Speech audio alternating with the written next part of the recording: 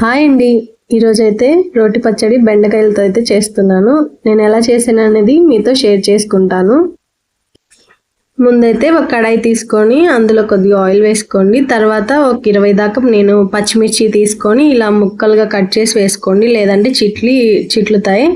తర్వాత నేను బెండకాయ ముక్కలు కొద్దిగా కరివేపాకు వేసుకొని బాగా వేయించుకొని ఒక ప్లేట్లోకి తీసుకున్నాను. ఇప్పుడు అదే కడాయిలో ఒక 6 టమాటాలు ఇలా మధ్యలో కట్ చేసుకొని వేసుకొని కొద్దిగా ఆయిల్ కూడా వేసుకొని మగ్గించుకోవాలి. లాస్ట్లో కొద్దిగా జీలకర్ర వేసి స్టవ్ ఆఫ్ చేసుకున్నాను. ఇప్పుడైతే రోట్లో ముందుగా వేయించుకున్న బెండకాయ ముక్కలు పచ్చిమిర్చి ముక్కలు వేసి ఇందులోనే కొద్దిగా ఉప్పు వేసి మెత్తగా దంచేసుకోవాలి.